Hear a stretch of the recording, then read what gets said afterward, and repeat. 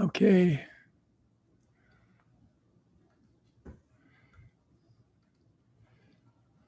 All right. I don't see you.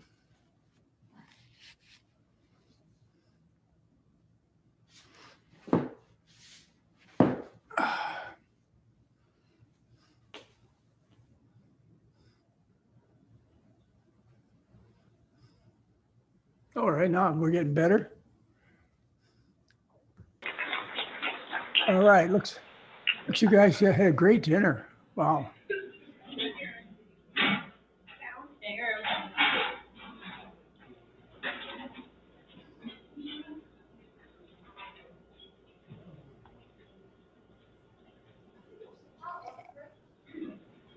It's potluck, yeah.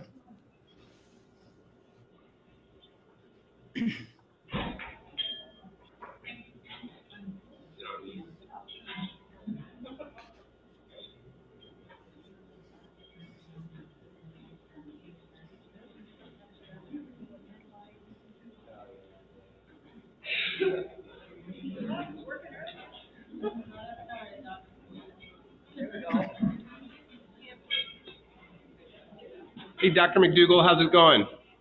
I'm ready. I'm ready anytime you are. Okay. So we got a nice group here for you. They just got their food, and they're happy to see you. Well, I wish I was there to have some of that good food. But it's 162 miles from Portland. Long drive.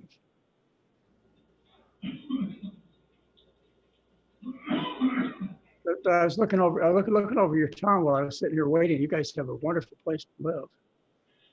And my brother's actually an internist in Brookings. He practices internal medicine. So if any of you needed a good doctor, his name's William McDougall. Great guy.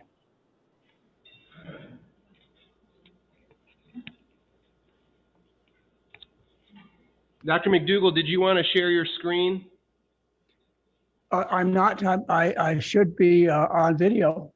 I can see yes, me. You are. I want to make sure if you wanted to share slides. Well, I don't. I have to. You have to. Yeah, I do. But Okay, you I'm have going to to make you a co-host. give me a little control. So go ahead and accept that. Okay, I got it. Okay. Okay, good. There you go. Okay, So, we you start out that way if you like. There you go. We see your screen. Yeah, I know, but I want you to see me. Okay. We see you also. All right, great. Anyway, glad you invited me. I know the invitation was a live appearance, and there may have been a time when Mary and I would have driven down to see you, but yeah, with this technology, it just seems to be no excuse for all that traveling.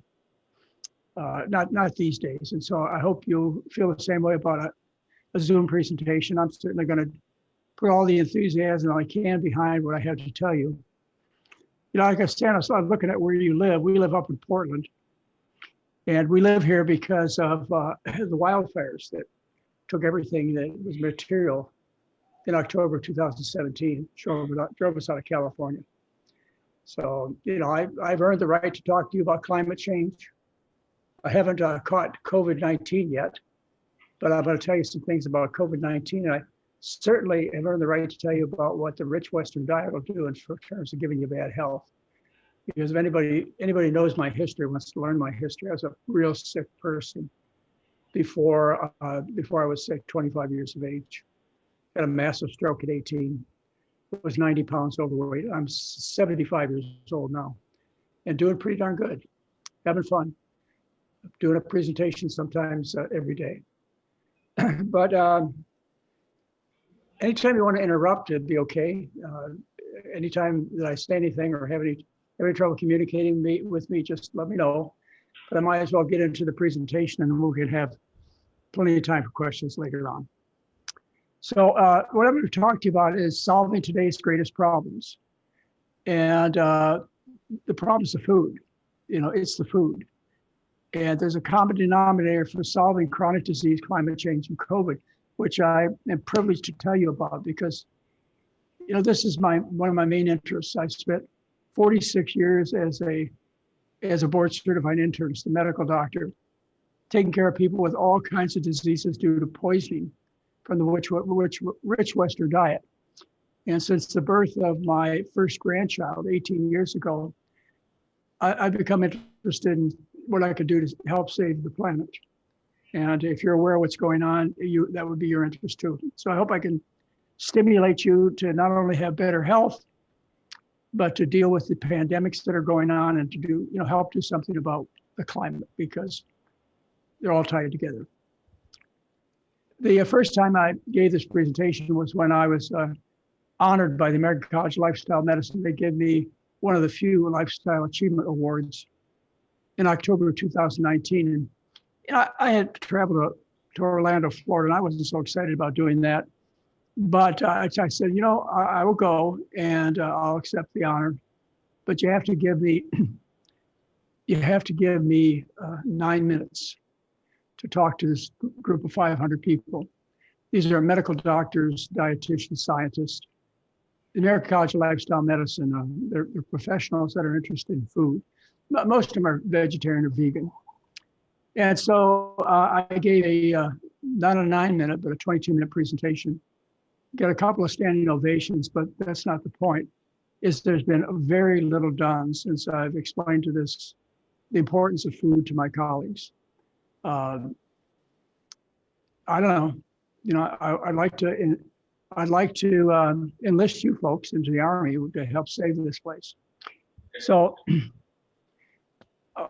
we have a mindset that we need to solve everything with a high-tech solution. We need to invent something new to solve problems. And so rather than solving the problem with pandemic, which started in February of 2020, with low-tech things, we've been looking for drugs and vaccinations. Not that they aren't of value, but we've pretty much ignored. In fact, I'd say most people in this country and maybe in Europe have had it with COVID. We've ignored public health measures, social distancing, wearing masks, et cetera. And I'm going to talk to you about the importance of a healthy diet when it comes to COVID-19 infection. I spent 46 years taking care of people with low-tech advice, not pills. In fact, I take more people off medication than I do put them on. It's because they don't need it.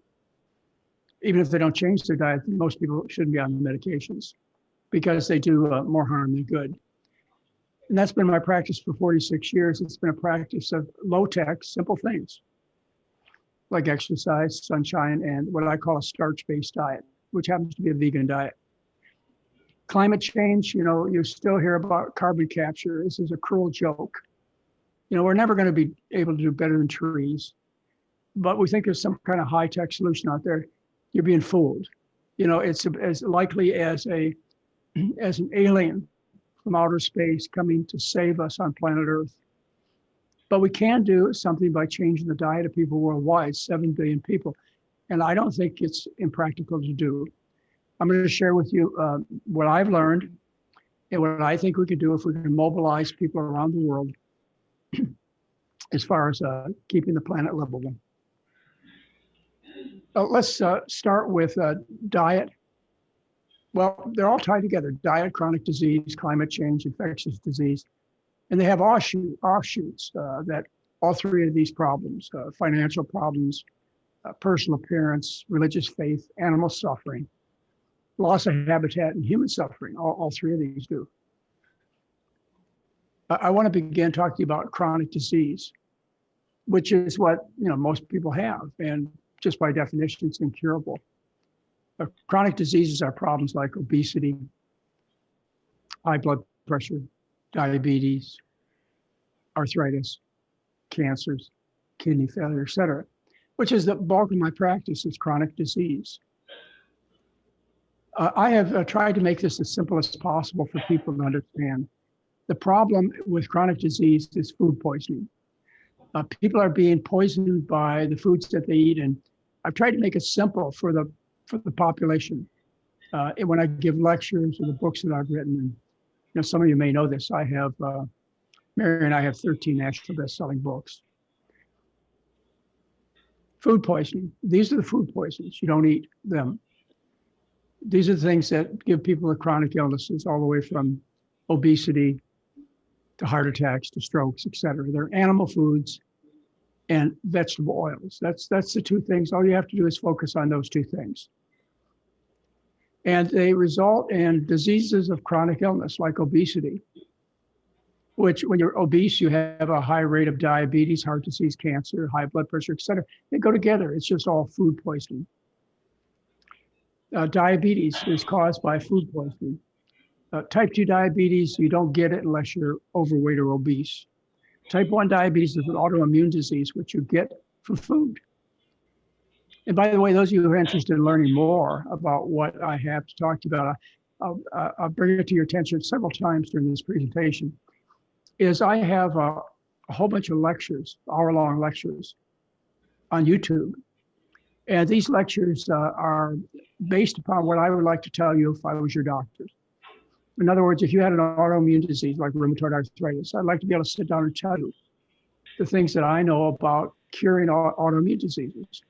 Same thing with high blood pressure. I'd like you to know how ineffective present-day therapy is with drugs and how you can deal with the problem just by changing what you eat.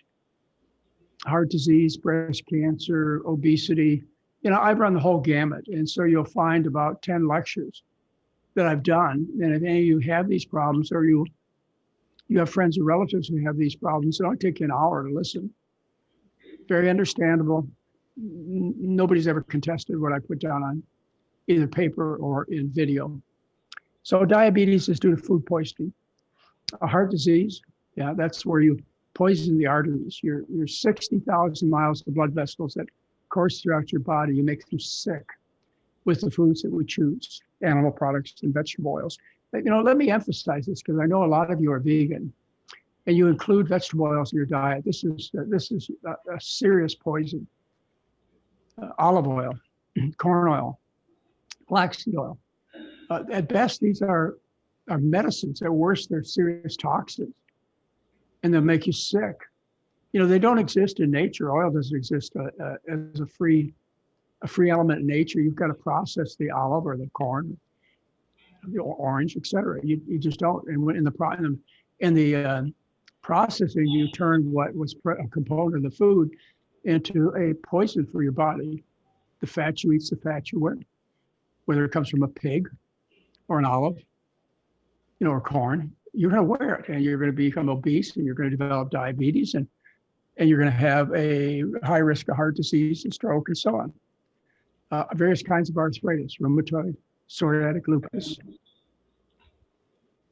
cancers of the colon, breast, prostate, and uterus, and you know, pretty much all cancers are in part related to food poisoning, even lung cancer. People who eat the Western diet and smoke cigarettes, they have a much higher chance of getting lung cancer than those people in parts of the world where they eat a starch-based diet. You know, a diet based on rice and corn and potatoes and so on. Even the same amount of cigarettes smoked. It shouldn't be hard to figure out that whether your stomach feels good or hurts depends upon what you put in it.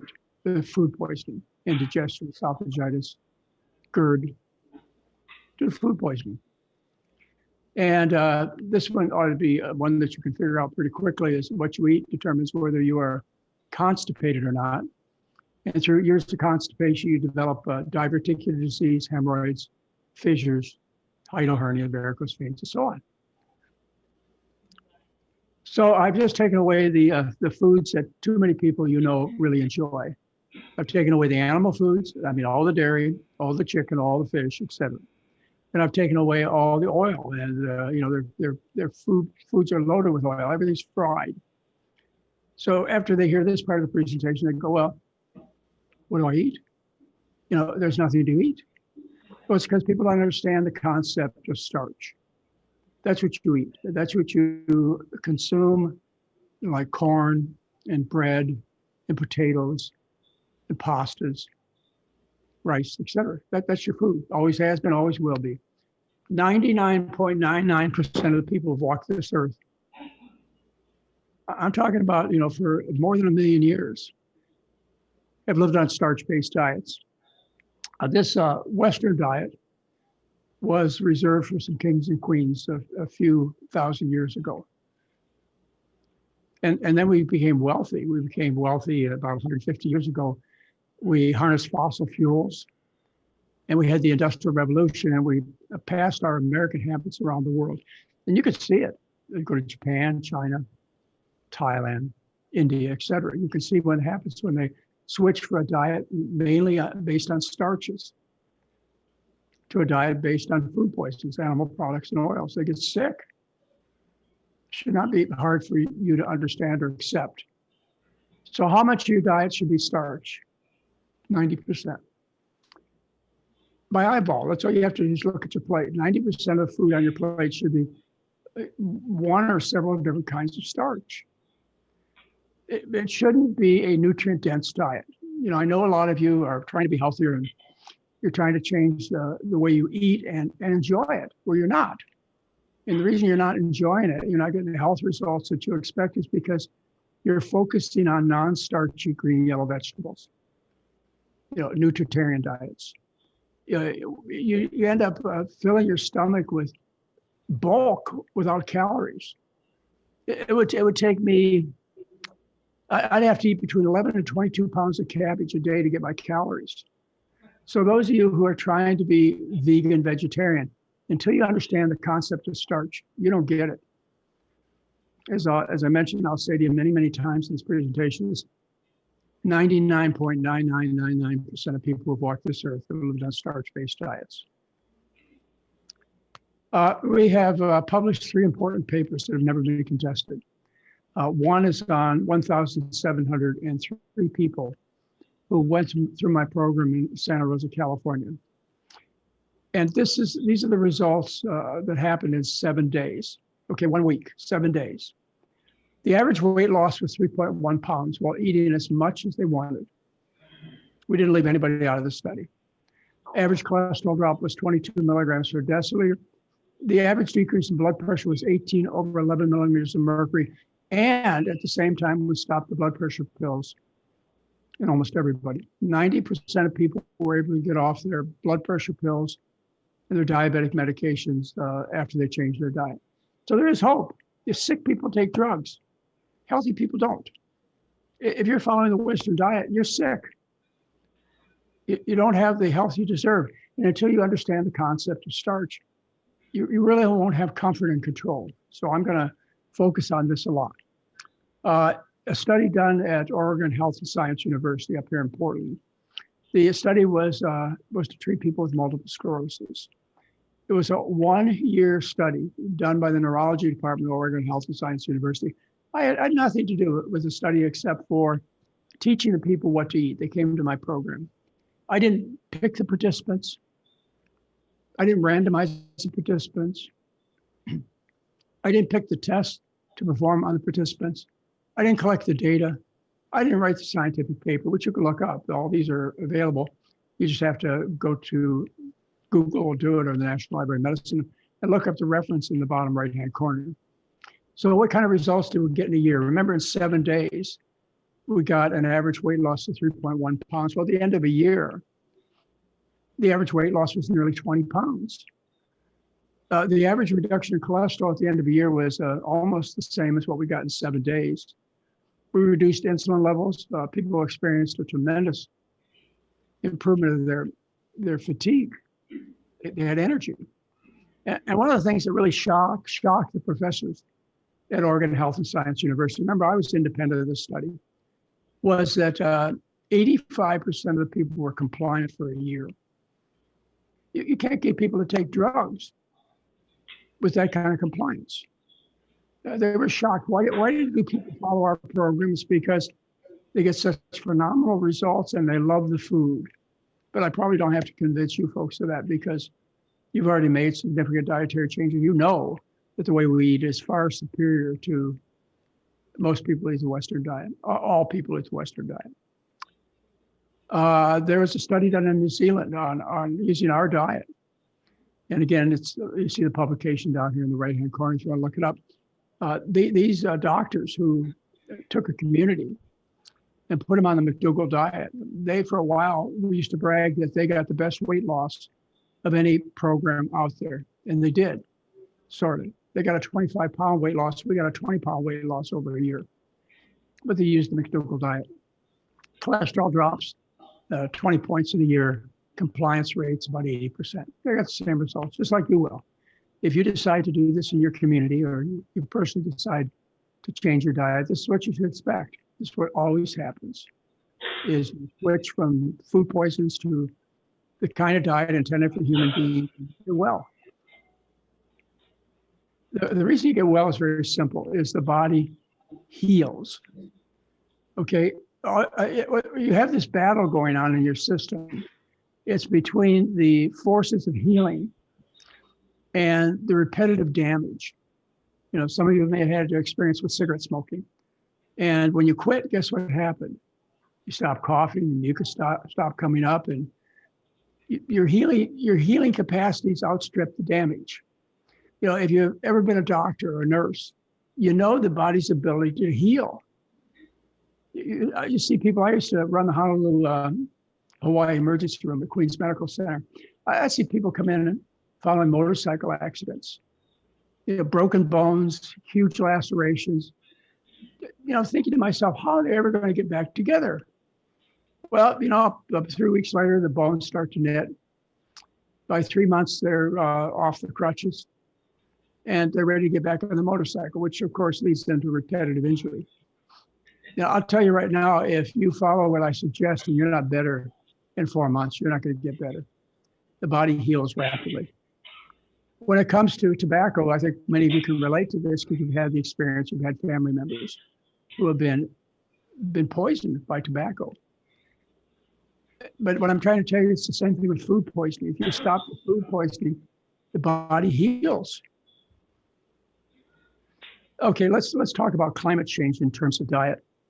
This is my main interest in life. It's because I have grandchildren. I have 7 grandchildren. They have no future unless we do something. There are things that we can do, but we have to do them soon. Climate change, Al Gore did a documentary in 2006 called An Inconvenient Truth. And he told us we were poisoning the planet. He talked about fossil fuels, and he offered a solution of fossil fuels, that's all. He did his sequel of the original documentary. He did that in 2017. He again talked about fossil fuels, and he explained that, you know, since his original documentary, we've produced more carbon emissions in our atmosphere than all of the history before on the planet Earth. You know, we just plain and simple aren't going to stop, but we have to. And, you know, people are making efforts to get off fossil fuels, energy source, they go to renewable sources. We have to do that. But Al Gore didn't mention anything about diet. Why not? Well, at that time he was a Black Angus farmer. And at that time, it was obvious from his personal appearance that he ate the rich Western diet. You know, he couldn't see beyond his dinner plate.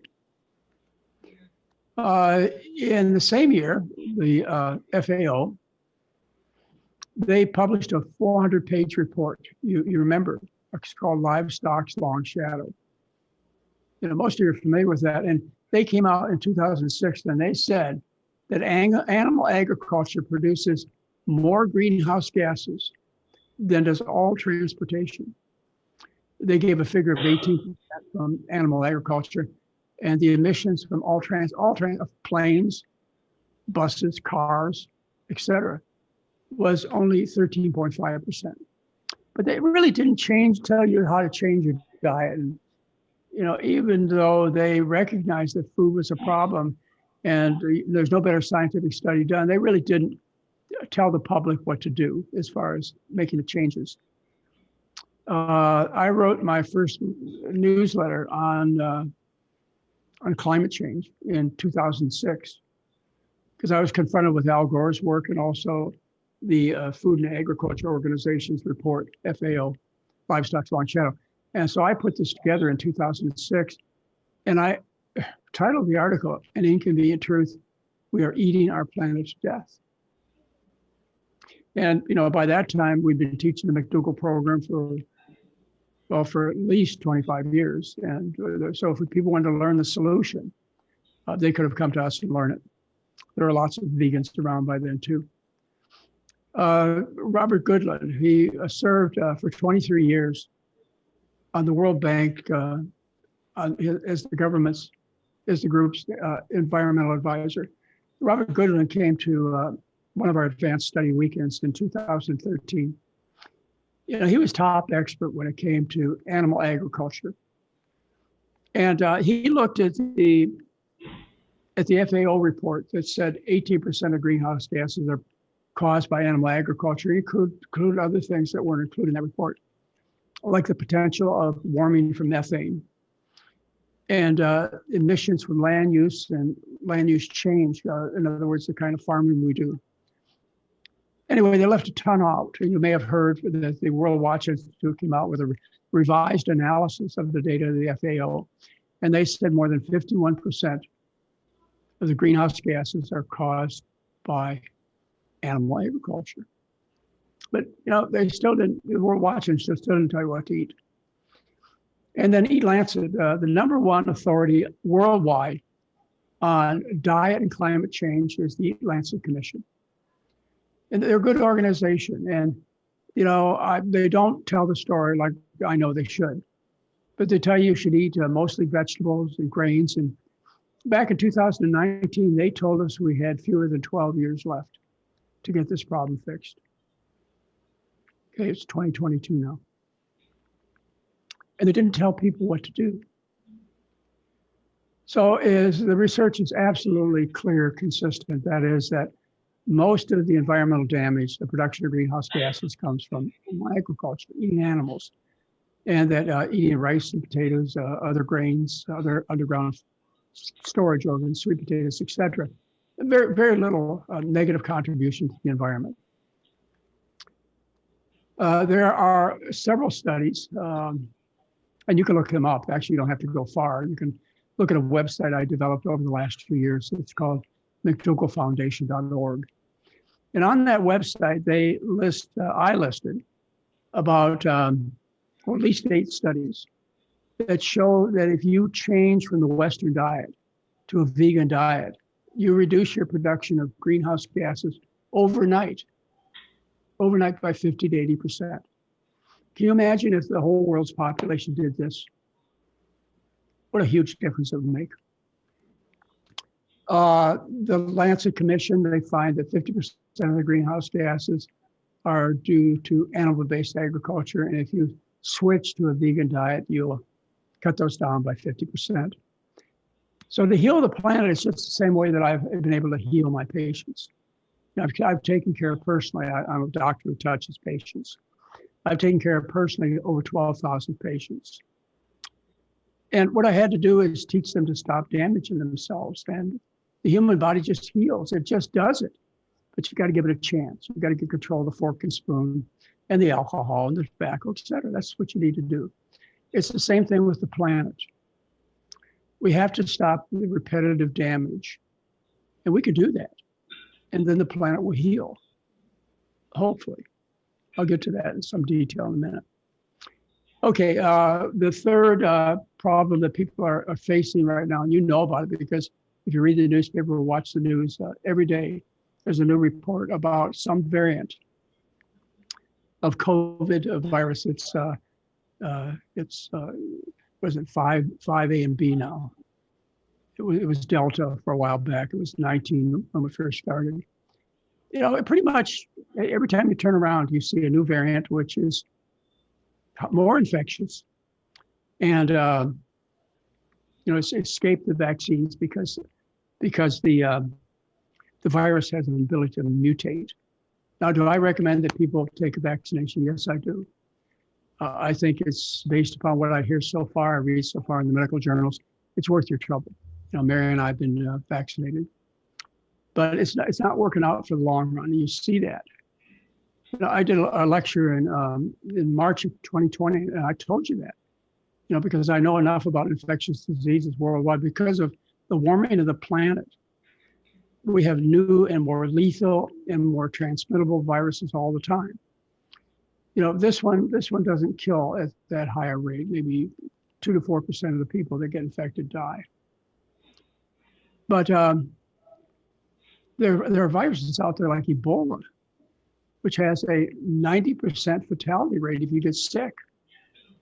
And there's the new monkeypox, which we don't know, but it's an awful lot like smallpox, which has a 45% mortality rate. Smallpox does. So, you can't just stand back and watch. You've got to deal with these infectious disease issues the best way you can, because they're not going to stop. You may be done with COVID, but COVID ain't done with you.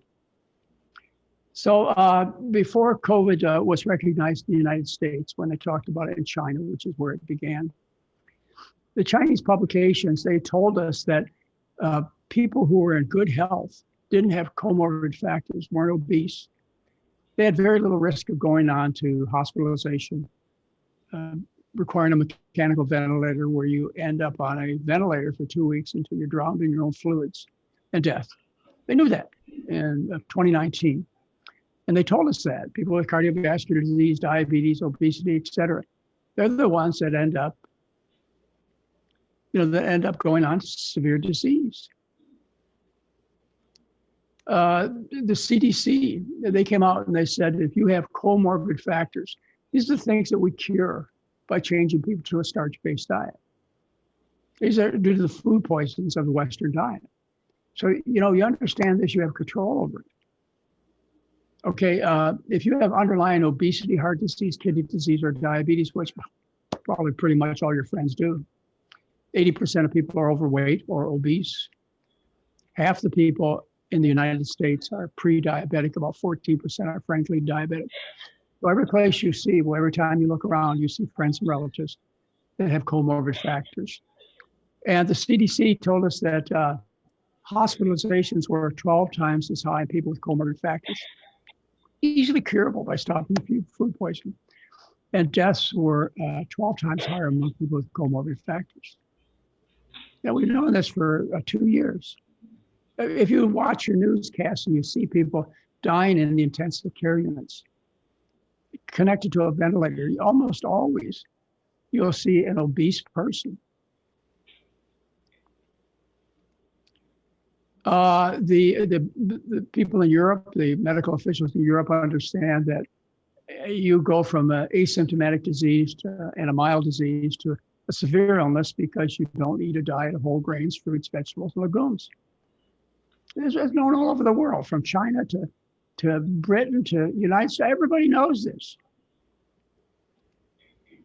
And there are several reasons. One is if you eat poorly, what happens is your bowel transmits the virus. A big topic today everybody's talking about is the microbiome, if this was something new and fancy. The microbiome we've understood since I've been working at it for over 40 years. These are your gut bacteria. And you grow healthy gut bacteria if you feed them good food. If you feed them starches, vegetables, and fruits. You grow toxic bacteria that are toxic to the intestinal wall if you feed them dairy and meat. When I say meat, I'm talking about chicken and pork and fish. That's the science, folks. You destroy the barrier between the gut and your bloodstream by eating the Western diet, which makes you more risk of infection.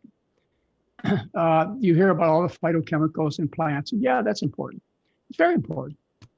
But I can't catch up with all the new science, and I have no need to do it. I just know starches, vegetables, and fruits are where it's at as far as supporting the body's health and the planet's health. This is an interesting finding, and that is that if you have a body loaded with cholesterol, and cholesterol only comes from animal foods. Okay, if your body is loaded with cholesterol, then what happens is the cholesterol, it occupies bridges between the blood and the lungs, blood vessels. They're called ACE2 bridges. They transport the virus.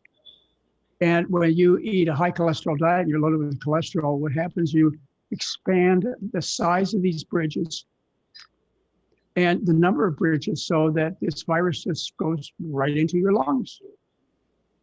We know that. And what I told you was that we drop cholesterol in 7 days, like 23 milligrams per deciliter in 7 days.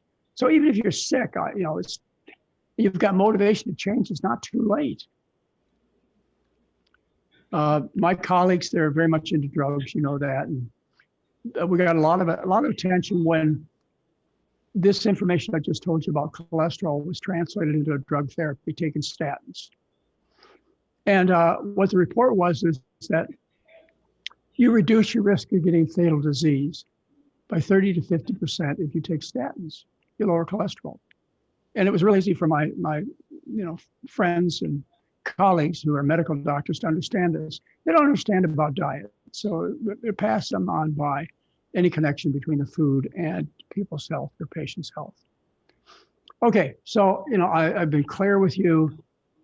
The common denominator and our greatest threats, immediate threats, is the food.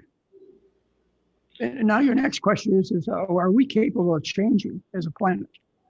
Can we do this so that we get control of this virus, we get control of the climate, and we stop having 80% of the people being sick? Yeah, we can.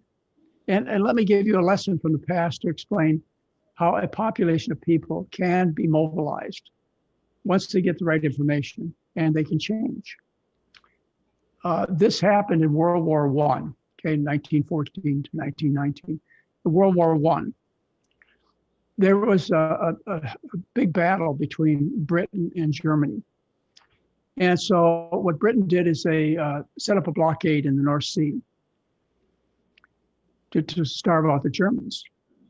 And you see Denmark there. Denmark is right there where the blockade affected this part of the world. The Germans did not change their diet. They kept with the basic 4 food groups, made sure everybody had plenty of meat. And during that 4-year period of time, 400,000 people died of malnutrition and illness. But that's not what happened with the Danes. The Danes, under the direction of McDougall, was a very famous scientist in the 1800s into the 1900s. He actually died in 1945. McDougall, he was a real smart guy, and he had good connections with the Danish government. And what he said is, look, we face starvation because of the blockade. And what we need to do is we need to stop eating the animals. And what we should do instead as a population is we should eat the foods the animals were eating. So during this period of time, the quotes from his work says the pigs died of starvation, but people received sufficient nutrition. They were never hungry because they ate the pig's food. If you were a pig farmer, you maybe got a piece of pork once a week. If you were a rich person in Copenhagen, you might get a piece of beef once a year. But otherwise, people end up eating the soybeans, the potatoes, the wheat, et cetera. That's what they did. And what happened was something really important. Is 3 million. Here's the publication. It was published in the Journal of the American Medical Association in 1920. Here's the report. They reported what happened during that period of time of World War I, 1914 to 1919. And what happened to the Danish population is nobody was hungry. But in addition to not being hungry, having plenty of food, because they stopped eating the animals, they stopped getting sick.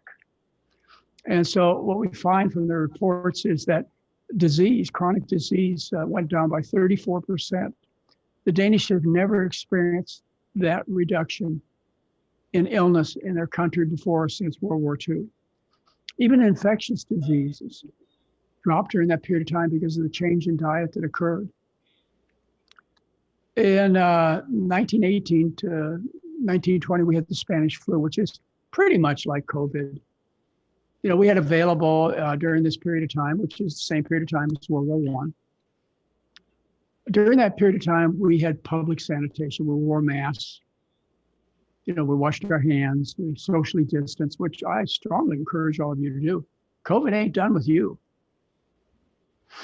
Well, the Danes, they changed their diet because of the food shortages caused by Britain.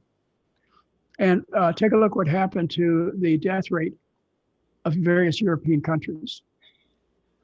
Okay, the Danes, 3 million Danes went vegetarian. And they had the lowest death rate of any European country. The Germans, they didn't change. And they had the highest death rate from Spanish flu. The analogy is there. It should be telling you how important this is. But the most important thing, I think, is for you to understand the potential. And that is that we can change our diet by the millions of people. We can. You know, back then, at that period of time when we had Spanish flu, what did we have? We had the telegraph. For radio had not even been introduced in Europe yet. There was virtually no communication except for word of mouth. Today, 85% of the people walking this planet have an iPhone.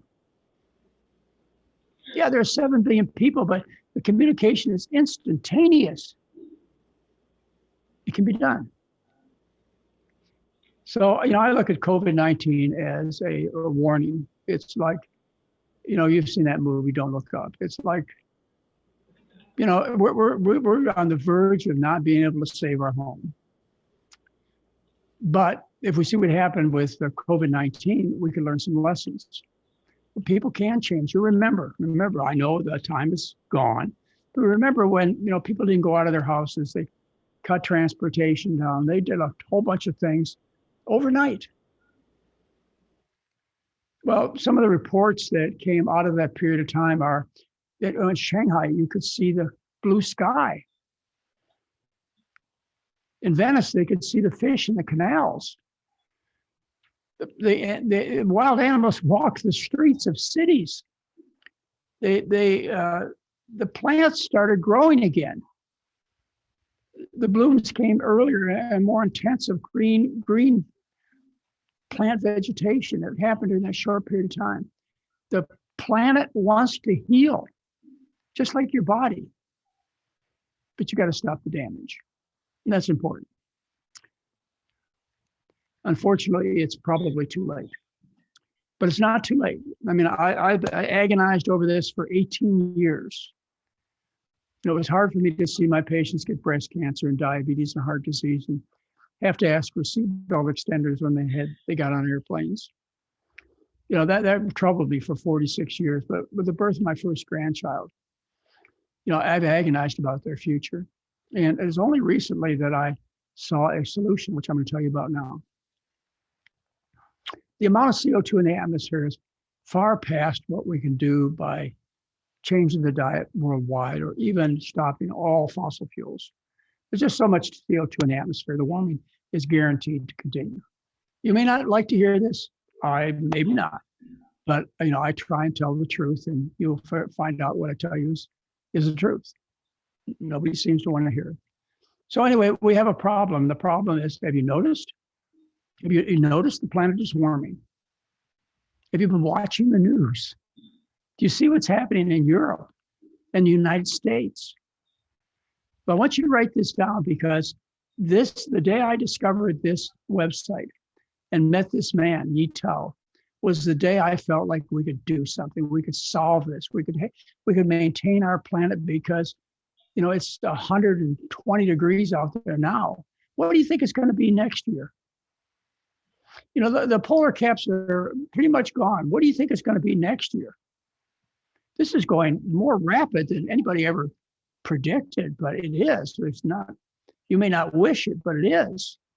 So I want you to visit the website. It's called mir.org. And I want you to go to YouTube and I want you to listen to an interview what I did with Dr. Yi Tao, T-A-O, and learn about this man's solution. And since we can't get the CO2 out of the atmosphere, you think people are going to give up their meat, huh? Think they're going to stop burning fossil fuels? Do you really think so? Dr. Yi Tao, he has a solution that I believe is true, but it's not going to be one that's run by bankers or industrialists. It's one that we, as the average planetary system, we have to revolt. We have to march in the streets. We have to do something about this. And what the solution is, it's very simple. And I'm just going to give you an introduction because I want you to go to the website. Why? You know, not that I think you know Bill Gates. You know, not that I think that you have a connection with whatever political leader. It's because if you understand and you realize that we have hope, then you're going to tell your friends and your relatives. And we'll start a movement so that we can save the planet. How do you save the planet? Well, Dr. Yitao is going to tell you. What he's going to tell you is that what you do is you reflect sun's energy off the earth. And what do you do that with? You do it with mirrors. And these mirrors can be manufactured as simply as using aluminum cans and plastic bottles. And what we need to do is we need to cover a certain amount of our surface of the planet to cut down on the temperature. Look around you. You know, it's no good to bury our heads. You know, if you're as upset about this as I was, because I thought there was no chance at all until I discovered Yitao. It's called mir.org, MEER.org. I think you should put it on your homework, and you should listen to the YouTube interview that I did with Dr. Tao. It's a good interview. You know, many people have thought it might be boring. It's not boring. You visit his website, which is mir.org. It's, you know, run mostly volunteer with the students, et cetera. But it's something we can do. We can get the masses on the planet mobilized, and you know, we can stop everything being about making money. We could save ourselves. But that I want to share with you because it made a big difference in my life after sitting and worrying about this whole problem for 18 years and seeing nothing's been done, about having many sleepless nights and realize there's nothing to do, whether there is something to do. But you got to tell people about the MIR organization, MEER.org. Put it down on the napkin. And when you go home, you watch the interview I did with Yitao. It's on YouTube. And you go to the website. You'll see it's very practical. It's something doable. Just reflect the energy from the sun off the earth and cool this place down. Anyway, that's what I wanted to tell you. And I certainly appreciate the opportunity to share that with you. So you have any questions about healing chronic disease and you know what I've been interested in and what I've been doing for the last 46 years. I'm 75 years old.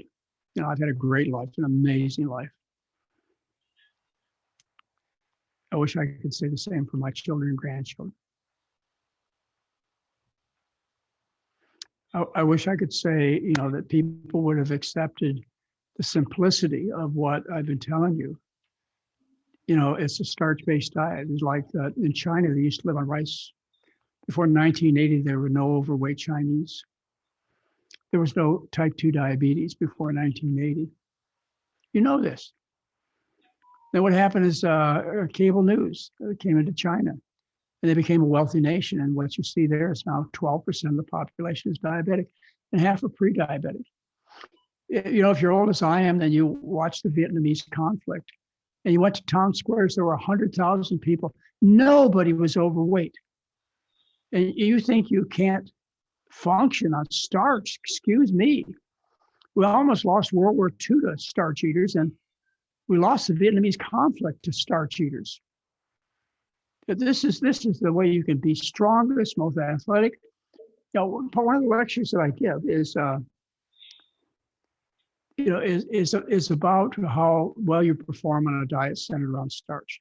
You can't do it on a green, yellow vegetable diet. It's too hard to get the calories. You got to pick a starch. And guess who's won the New York Marathon, the Chicago Marathon, the Honolulu Marathon, the Baltimore Marathon? Who's won those? Who's won them? Huh? Ethiopians and Kenyans. But what's their diet? It's 80% corn. You know, there's an answer out there, and we need to build an army.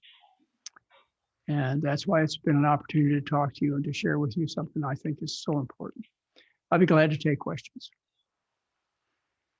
Thank you, Dr. McDougall.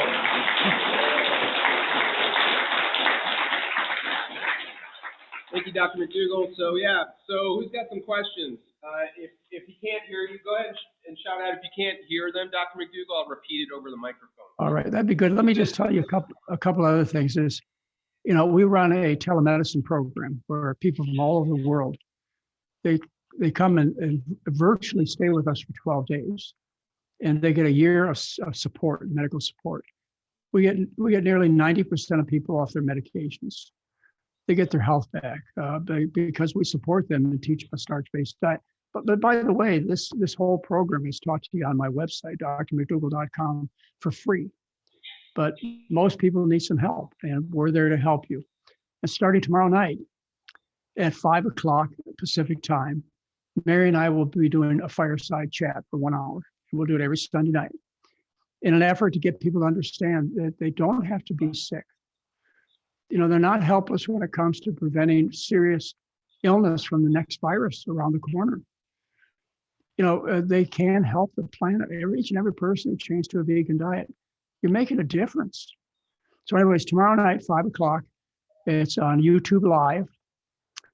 And we already have 1,000 people signed up. And YouTube Live is nice enough that we can make it available to you. And you get to meet my best friend for the last 50 years. And that's my wife, Mary. And you get to know us a little bit and have a more casual interaction with us than you would have, like, say, in a lecture like this. 5 p.m., YouTube Live, go to the McDougall channel. Go to the McDougall channel, and my discussions on how I would treat you if you were my patient. Breast cancer, autoimmune diseases, high blood pressure, heart disease. With the advice I give you, and you can just listen to what I have to say, and you can go to your real doctors, and you can say, well, why is Dr. McDougall wrong? I said, all you got to do is change your food. You can avoid the heart surgery. You can get off your diabetic medication if you're type 2. Why is he wrong? At least learn this option first before you get into the device and the drug business. It's not going to solve your problems. You're just going to be drugged. Anyway, I'm talking to the choir. Be glad to answer your questions. It's okay. We all need a little pep talk now and then. Cheryl. Okay, I have a practical question. What do you mean by 90%? Like for breakfast, we have, like, let's say, half a cup of hot cereal and half a cup of fruit. Yeah. 50%? Or are you talking calories? 90%? Well, no, I think 90% of your food throughout the day should be starch.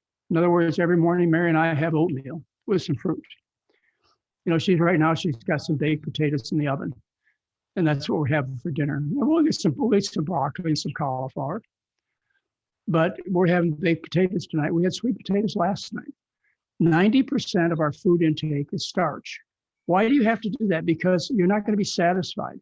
If you end up being persuaded to eat a bunch of green and yellow vegetables, you're not going to get the control you need. You need the calories. You need the satisfaction of your hunger drive. You've tried it. You've tried living on kale. You've tried living on broccoli. It doesn't work. No population ever has lived on a nutrient-dense diet.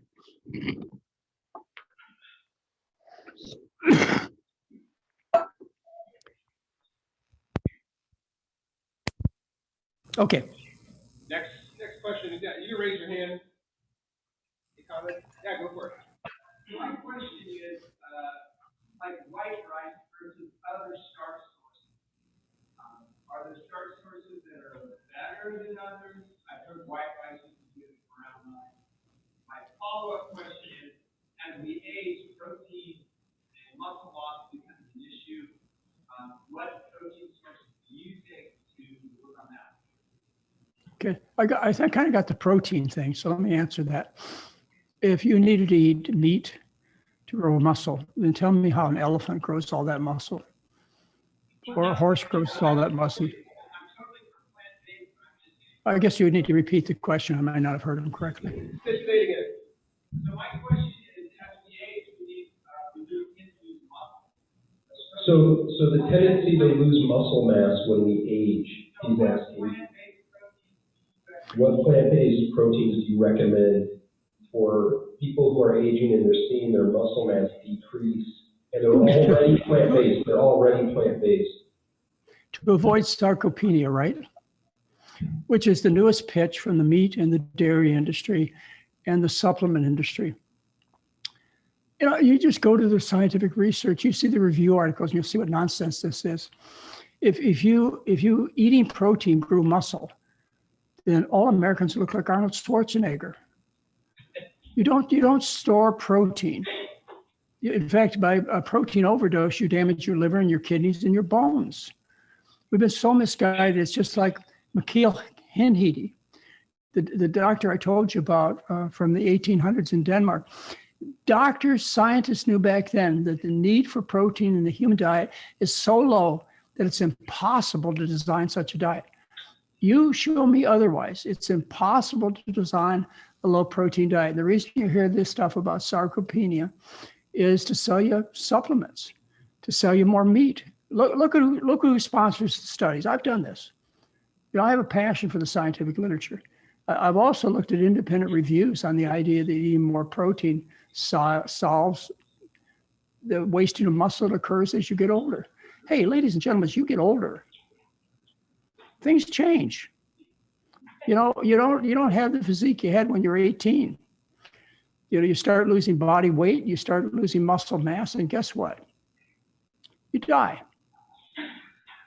So, you know, to sell you this kind of crap, to sell you all these supplements, the shakes. I was just looking at the power shakes that Dr. Grundy suckered some of you into. You know, Dr. Grundy, he was a real popular guy, smart guy. He's smart enough to convince you should spend close to $300 to buy his power plant shakes.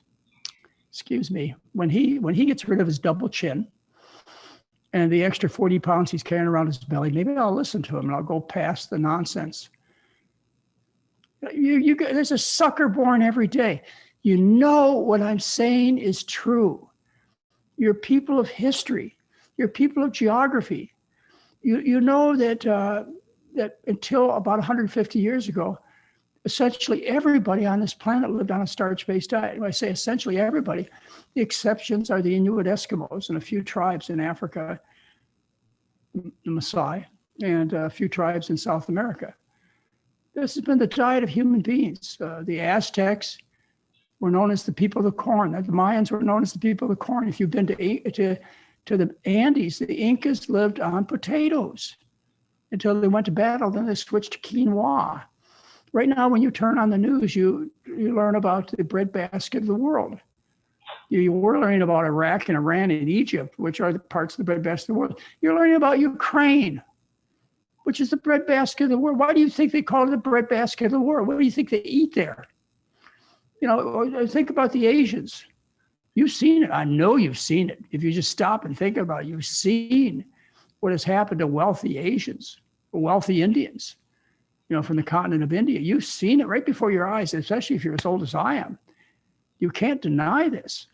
But, you know, like I say, there's a sucker born every day and somebody out there selling a product. And you know, unfortunately, there are a lot of sick people out there and they want their health back, but you're being lied to. And he might not totally be able to hear all of the details of the question, but I think it was, I think that one we covered. But there was another one you had asked earlier was about rice. Right. Say again. Oh, what is it about oils? What is it about oils that is not good? Well, oil is it's concentrated calories, concentrated empty calories. There's nothing in oil except for oil. You know, and as I say, it doesn't occur in nature. You have to squash all of it at least to get the oil out. It has, you know, pure oil has no protein, no vitamins, no minerals. It has no plant parts. And what's wrong with oil? It stimulates the growth of cancer more than anything else. That's what the nutrition research says. The fat you eat is the fat you wear. So when you put a couple of tablespoons of flaxseed oil in your salad, where do you think that oil goes? You know, if you're trying to lose fat around your belly, your thighs and buttocks, why do you think you do it? You know, there used to be a saying, from my lips to my hips, it's the oil. anyways, it's oil causes bleeding. Oil suppresses the immune system. Your omega-3s do. Your omega-6s, we started doing studies in the 70s when I was in the practice of medicine back then. Can you believe that? But we did studies where we saw during World War II that in Europe, the death rate from comorbid diseases like heart disease virtually ended when the Germans occupied Western Europe. And so the idea was that eating the animals' food as opposed to eating the animals was a big deal. And they did a whole bunch of experiments back there in the 70s where they put people on corn oil-based diets. And now they're reviewing them, the results of these diets. And you have worse damage to the arteries from these corn oil, these vegetable-based oils, than you do from eating animal fat. These are toxic. Thank you. Who else has a question? Not over here. Ian. Doctor, what sources, you said vegetable oils are a no-no, what sources of healthy fats do you recommend for intake? Since we need a certain amount of fat in our diet. Rice, beans, oatmeal. There's no such thing as fatty acid deficiency. It doesn't exist on any natural diet. Just like there's no such thing as protein deficiency. There's no such thing as calcium deficiency. You'll have no friends with these deficiencies. But industry, and you know who they are, industry has convinced you that the most important nutrients are protein, calcium, and now the oils. You know, they sell you fish oil. But no fish has ever made an omega-3 fat. No animal has ever done it. Only plants do that. You know, and the way the fish get its omega-3 fats is they eat algae and seaweed. You've been lied to. And look around you, look at all the sick people. It is the norm. Mary and I were just talking about it before we got on this presentation. And Mary said, you know, I remember the day when trim people used to be put in advertisements for insurance companies, et cetera. Now look at the people. You know, they represent the customer. Overweight and obese is normal. This is not healthy. There's a very simple reason why, and that is because we made our diet of food poisons, animal products and oils. So how do you solve the problem? Well, you eat like 99.99% of people who've ever walked this earth have eaten. You know, if you study archaeology, you'll see this idea of starch eating goes back, you know, it goes back 750,000 years. I can show you articles from Mozambique of 103,000 years ago of these populations being starch eaters. I can show you where the Neanderthals, all the way from the chilly North Sea to the steaming Mediterranean, lived on starch. You know, it's just the only diets that people didn't live on starch are the people who lived in the extremes of the environment, and they would be the Inuit Eskimos. But they weren't very healthy people. You know, they're in worse health today. They're in terrible health. But they had horrible osteoporosis. They had horrible atherosclerosis. If you look at their mummified remains, or the Egyptians from 4,000 years ago, you look at the mummified remains, you see kings and queens, or the extremes of the environment, like living up in, you know, in Alaska. Is these people, they didn't smoke cigarettes. They got plenty of sunshine. They got plenty of exercise. Now, why did they have horrible atherosclerosis 3,000 years ago? Why did a couple of women that were found in an ice tomb, they're buried in ice 500 years ago, why did they have horrible osteoporosis and terrible atherosclerosis damage to their arteries 500 years ago? It's because the food, it's just plain and simple, the food. Come on, you guys can figure that out. You know, it's like I told you, the athletes, the winning athletes today live on starch-based diets, but it's always been that way. There's research done that's been published in Science coming back 30 years ago of people who lived in Ephesus, which is now today modern Turkey. And these people were Romans. And they had colosseums where they had entertainment with gladiators. And if you look at the grave site of people who are buried, what you find grave sites of gladiators. And when you analyze the bones of gladiators from 2,000 years ago, you find that they were starch eaters. They were vegan.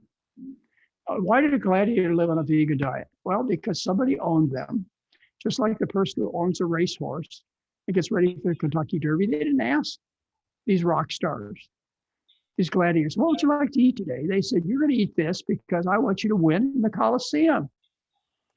That's why. They knew back then that the way to perform, the gladiator of old is known as barley men because history tells us what they lived on was barley. We have a situation today in our country where about 80% of people can't pass the physical examination to get in our military. And 53% of people who are in the military are overweight or sick. How do you feel about that when you go to sleep at night, that the military that's defending us is overweight and sick? Bothers me. We know how to fix the problem and nobody's doing it. And why aren't they doing it? It's very simple. It's because of the money. Does that surprise you that people are motivated by money? Not at all. Okay. The message is simple.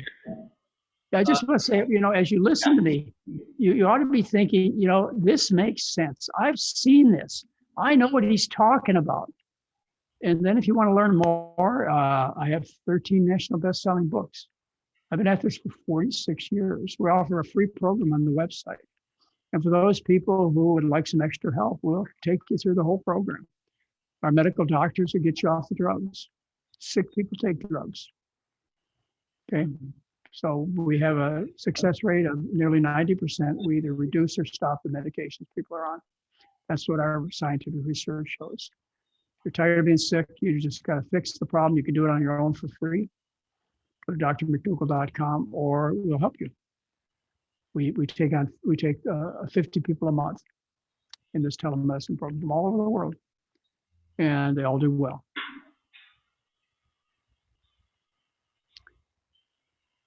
And they get off their supplements, and they stop seeing doctors. They stop going to the hospitals. We have another question here. You ready? All right. What are your ideas about vitamin B12? Well, I think you should add B12 to your diet. Yeah, I think so. I wrote 2 newsletters on B12.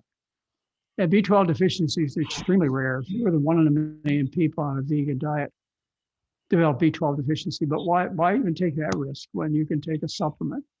And I've recommended in my books and videos, et cetera, for the last 46 years, that if you're on the diet I recommend, which is the diet you people I assume follow. I mean, after all, the name of your organization is vegetarian or vegan, isn't it? Good grief, you ought to be giving me this lecture. If you're going to be on a diet strictly or you're pregnant or nursing a baby, you need to be on a B12 supplement. It does very little harm, very inexpensive, and that's the only supplement you would take. You know where vitamin D comes from, right? Do you remember where vitamin D comes from? Come. Well, why are we selling it in shots and pills? Because it makes a tremendous amount of business. You've been scammed.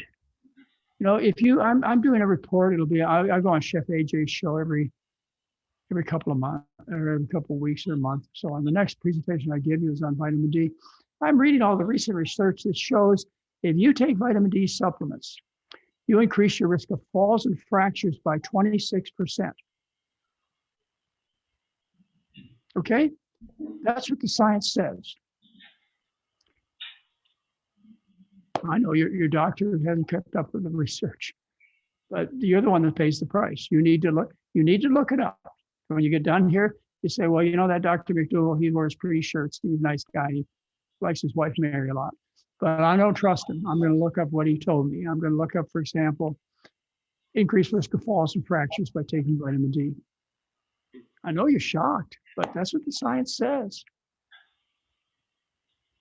I know why it happens too. And I will tell you, but not tonight. It all makes sense. I'll tell you when you, I don't know, you either come tomorrow night's fireside chat or you come to our, one of our programs. We run them once a month. Good cliffhanger. Good cliffhanger there. Anybody else have a question? Question, comment, just raise your hand or shout it out. I'm not like cashew milk. Cashew milk, soy milk. Did you hear that? No, I will go ahead and repeat. They're asking, what's your take on cashew milk, hazelnut milk, nut milks? Well, I don't think that nuts and seeds and avocados are unhealthy. They're just rich. You know, they're 90% fat. They're high in calories, but they're not unhealthy. But how many of you need to add more fat to your body fat? Come on now, stand up. Tell me you need to. Some of you, so I know some of you do. You know, some of you are too thin. People think I'm too thin sometimes. Well, I have like a handful and a half of cashews every morning for breakfast with my oatmeal. So if you need to gain weight, then you eat cashew milk and cashews and nuts and seeds, and you know you're a vegan, you're a vegetarian. Well, you don't follow a starch-based diet if you're doing that. If there's anything I left you with, it's the idea that it's a starch-based diet. There's a coin that I keep here. If you go visit the website, McDougallFoundation.org, which is put together by my foundation, it talks about the traditional diet of people, and I have this coin here. Okay, this is a coin called the Three Sisters, and it was minted and sold by the U.S. government about 10 years ago. It's the Three Sisters, and the Three Sisters are the three crops of our Native Americans. You remember what they were? You remember what our Native Americans lived on? Not buffalo. They lived on corn, squash, and beans. That's what the Three Sisters are. Every place you look, if you stop and think about it, every place you look, you will see that strong people who had, you know, beautiful children throughout the history of, you know, even recent history. I know it's being forgotten. This may be the last generation that remembers grandma lived on starch. And grandma and grandpa, my education started in Hawaii. And I was trained as a sugar plantation doctor on the Big Island of Hawaii back about 50 years ago. And I took care of people who had their diets taught to them from Japan and China and Thailand and Korea. And those were my patients. I took care of them. I took care of the first generation that stayed with the diet of rice. I took care of their kids who switched to more of the Western diet. I took care of their grandkids who switched fully to the Western diet. And guess what I saw? Their genes didn't change. Same plantation work for 100 years. Guess what I saw? But if you open your eyes, you'll see the same thing. They became fat and sick because they changed the food. But what I've tried to share with you, it may not be what you wanted to hear, but I've told you what I know to be the truth. And if you want to regain your health, you want to take care of the health of your children and grandchildren, you'll learn this, that we are starch eaters, we're starchivarians, we're starchivores. Yeah, okay, a vegan diet can be good, then again, a vegan diet can be terrible. The diet I've eaten for 46 years is a vegan diet, but it's a starch-based diet. You got to get those calories from rice and corn and potatoes and sweet potatoes and beans. You love these, you love bread. You love bean soup, you love tomato soup, you love potatoes. These are your foods, that's why you like them. You can't eat the meat unless you cover up the taste with salt or steak sauce. You can't get it down. You ever notice that? All right, I've taken up enough of your time. Thank you, guys. Thank you, Dr. McDougall. We love your book, and you have been a champion for well-being for so many years. Really appreciate that you're taking the time to do this with us. I'm sure so many people have things to think about, and we always appreciate your candor. So we'll look at your, you call it fireside chat. That's tomorrow? Tomorrow at 5 o'clock. Okay. The website is free. The website's free. You can do the diet. We have the information on your website here on our book table, so people can pick that up, and we have your book, so people will be able to follow up with that information. So great. Okay, well, good You have luck a to all of night. you. Thank Thank you.